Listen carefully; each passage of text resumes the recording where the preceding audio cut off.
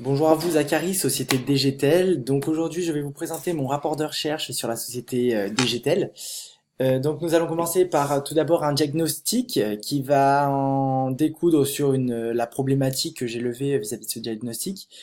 Poursuivre, on va avoir une revue littéraire qui va argumenter en fait cette problématique et pour finir la conclusion. Donc nous allons commencer par le diagnostic, comme je vous disais. Vis-à-vis stratégique, donc la société digitale est répartie en trois régions. Donc nous avons notre siège qui est à Boulogne-Billancourt, donc sur Paris. Une deuxième entité donc qui est sur Rennes et une troisième qui se situe au centre d'affaires de Lyon, donc à la Part-Dieu exactement dans la Tour Crayon.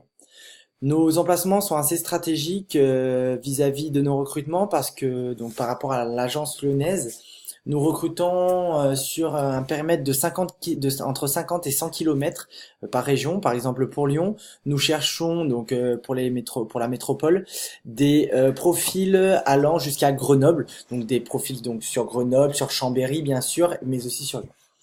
Suivant les régions, donc les demandes sont bien sûr différentes. Nous allons avoir suivant les régions, mais aussi suivant les domaines, c'est-à-dire que nous sommes dans des domaines différents comme la pharmaceutique, le luxe, mais aussi les banques, l'économie. Nous allons avoir plus ou moins de demandes comme des testeurs, des développeurs suivant des technologies aussi, donc des Java ou PHP, des testeurs mais aussi des architectes. Donc comme je vous disais, suivant les régions, nous avons plus ou moins de demandes suivant ces profils qui sont assez spécifiques aujourd'hui. Par exemple, sur la ville lyonnaise, j'ai pu remarquer que par exemple dans le domaine pharmaceutique, pardon, on nous demande pas mal de développeurs par rapport à ce milieu et très peu d'analystes fonctionnels ou analystes vétérinaires. Donc c'est pour ça qu'aujourd'hui c'est le choix que j'ai fait de faire sur plusieurs profils.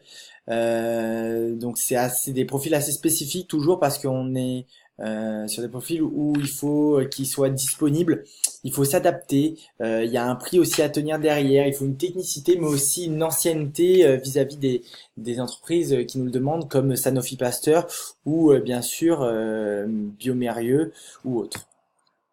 Pour continuer sur ce diagnostic, je vous ai parlé de l'analyse de porteur que j'ai faite sur bien sûr la société DGTEL.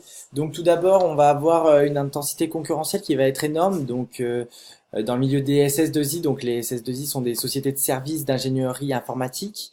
C'est assez fort sur Lyon, donc on en compte à peu près 150.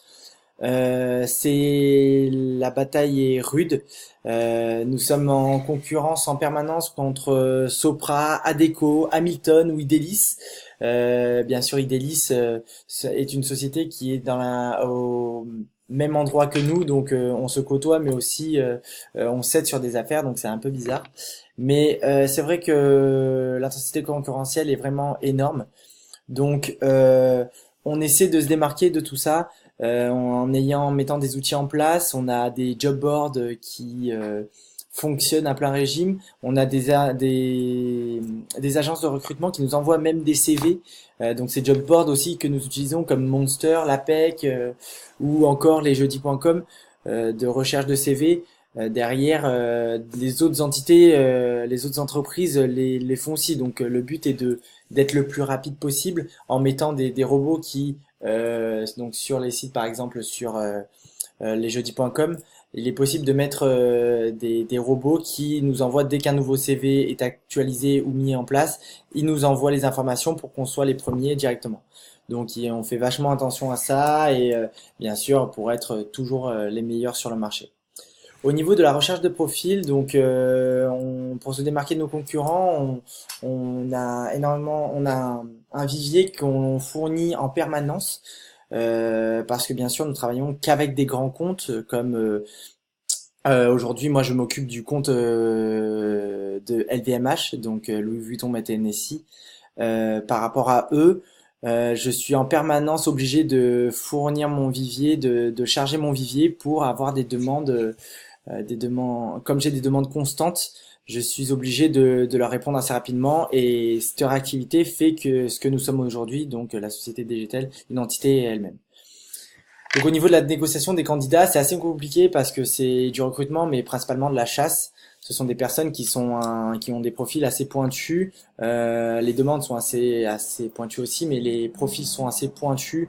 Les personnes font des activités qui sont assez fortes et sont assez douées là-dedans.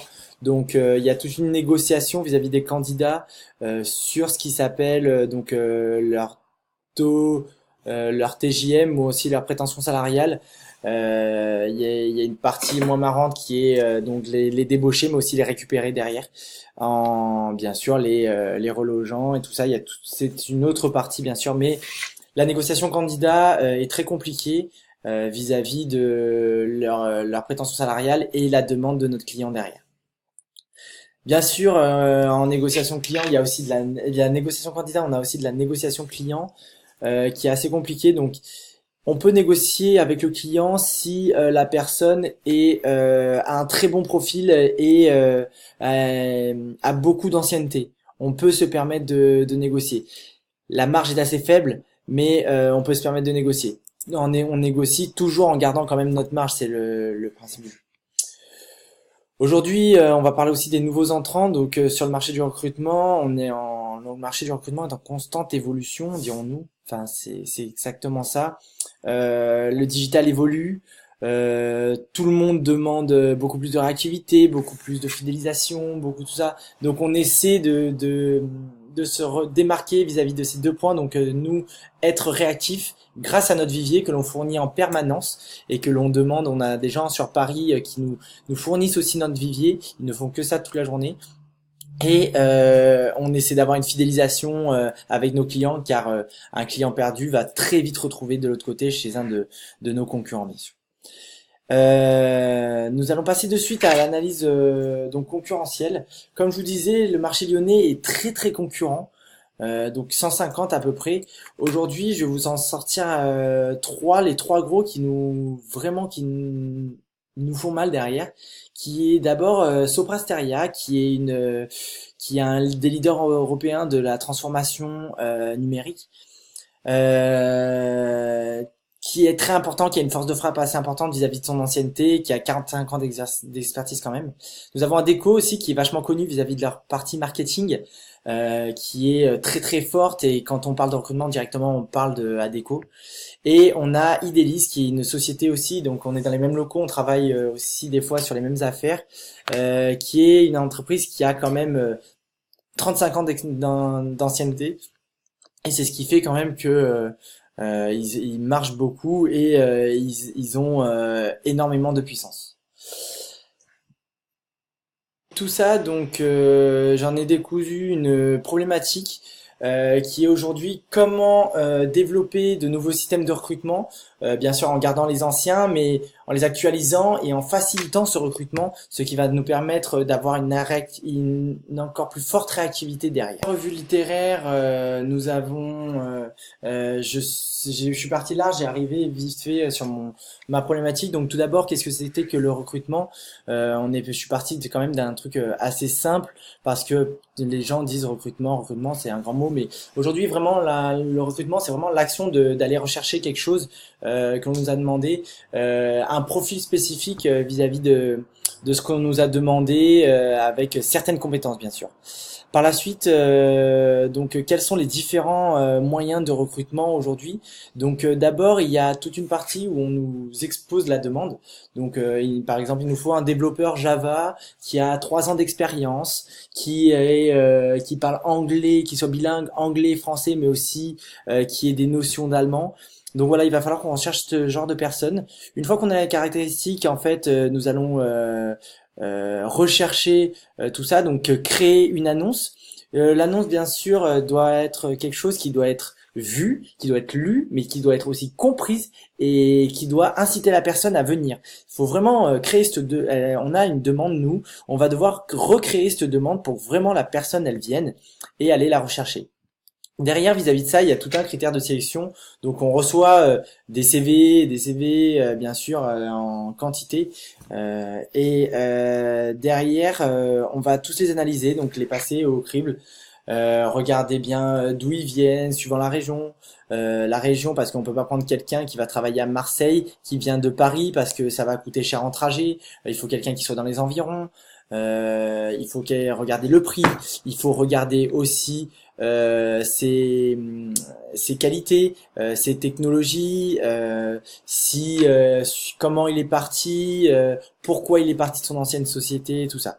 Vis-à-vis de ça, on va passer dans les entretiens. Donc les entretiens sont des choses qui sont au début c'est un peu compliqué, mais par la suite on peut se faire deux types d'entretiens, c'est-à-dire qu'on va avoir un entretien qui va être structuré. Donc on va suivre une ligne, on va vraiment faire tout ce qu'on veut savoir, on va mener le client là où le candidat là où on veut.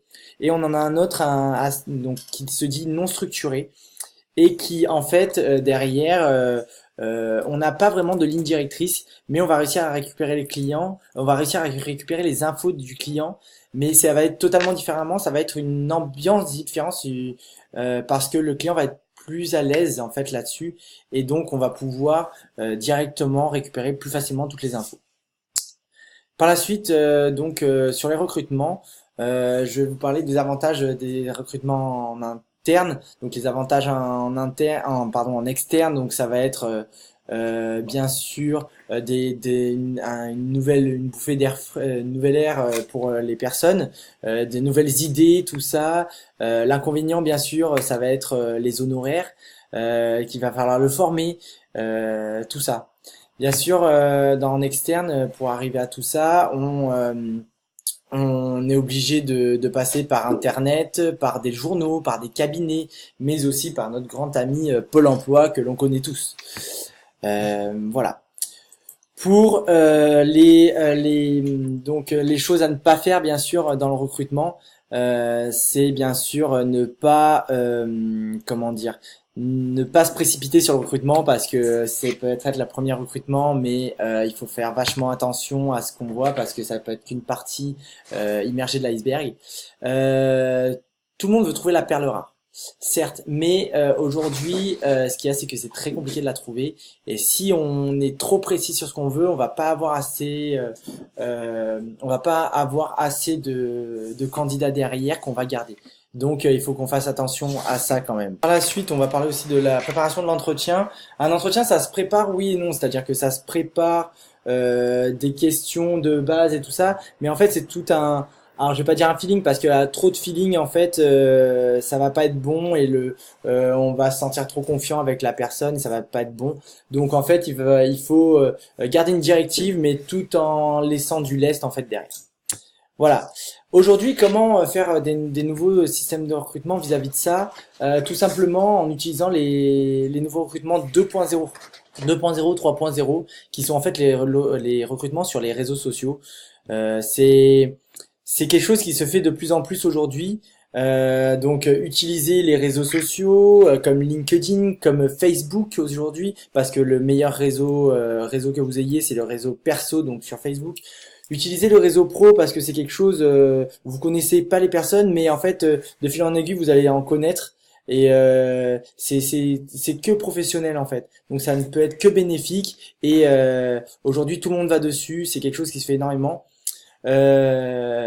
Sinon, utilisez la technologie qu'on a aujourd'hui, c'est-à-dire que moi j'utilise énormément l'application Chapre, qui est une application on va dire comme les plateformes de rencontres, où en fait c'est une application qui est tout le temps ouverte. C'est les personnes qui l'ont, en fait, vous passez à côté d'eux, et en fait le CV se met directement sur votre application, et c'est vraiment hyper simple. Voilà.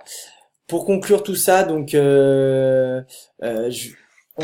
Digital a un très fort potentiel, et vis-à-vis de ce qu'on nous demande, on peut y arriver avec ces nouveaux moyens de recrutement, les 2.0, les Facebook, les LinkedIn, les applications Chapre, et beaucoup de communication autour. On peut arriver à beaucoup de choses et arriver à des moyens. On a tous les moyens. La seule chose, c'est qu'il faut se donner les moyens aussi, mais aussi faire ce qu'il faut pour se démarquer, parce qu'aujourd'hui la concurrence est vraiment rude. Voilà. Merci d'avoir écouté, bonne journée à vous.